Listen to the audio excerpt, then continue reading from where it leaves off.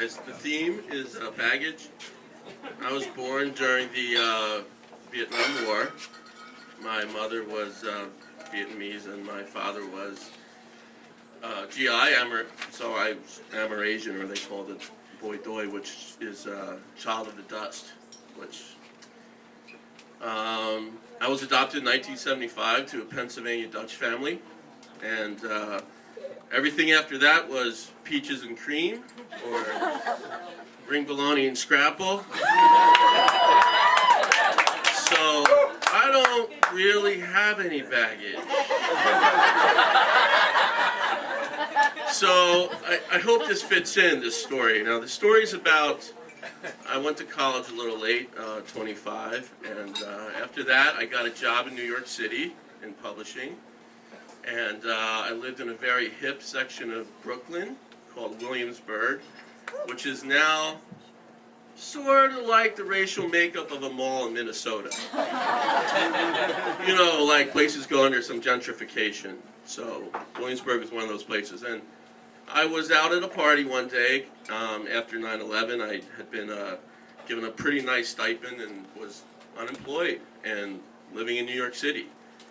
And there was a very beautiful woman at this party who had no makeup on. I mean, zero. She looked like she was from Ohio or Pennsylvania, where I was from. So I figured I'll say hi to her. So I said hi. She said hi back, and all my guy friends were with me. Were like, "What is he doing?" And I just looked back at them. I'm like, "You watch me. Watch what I'm doing." So I said, "I'd like to make you lunch tomorrow." She said, "Why not?" And I said, "I could think of a lot of reasons why not." So the next day, she came over to my cool digs in Williamsburg, my loft, which I shared with 10 other people. I had to send emails just to use the bathroom because there were like 8 girls living there. I'm like, I need the bathroom between 7:30 and 7:40 to pee. If that could happen, I'd be really happy. So she came over and I made some bruschetta.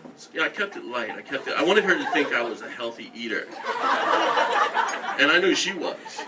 So we had lunch, and she was very convivial, and we had a great time. And then she said, "Let's go to my place." And I said, "Man, the bruschetta is really, was it the basil? It was a fresh basil, it had to be." So we went over to her place by taxi to a very kind of upper chic-y, not hipstery part of Brooklyn, which the name I can't remember. Something Hill. Anyway, you could see not Cobble Hill, even better than that. Like Henry Street. I knew it was Henry Street. Does everyone know where Henry Street is? Brooklyn Heights. Brooklyn Heights. So there we were in Brooklyn Heights. And she showed me her $40,000 feather bed. And I was like, wow, $40,000 on feathers.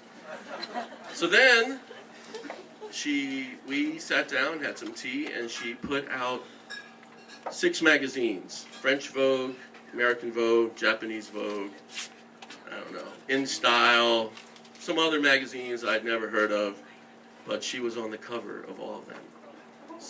Some of them she was eating a popsicle, some of them she just had makeup on. So anyway, I'm a minute left, so I'm gonna hurry this up. And what happened was, for every day for the next 3 months, she called me every morning, and she wanted to get bags of raw cashews. So I'm like, man, this girl really likes me, and she's a supermodel. I mean, this is crazy. So one night, we never really spent a lot of time alone inside. We were always like hanging out with noise bands and like going to art openings. So we were watching Donnie Darko one night. Yeah, and I was like, this is it. I'm gonna make my move.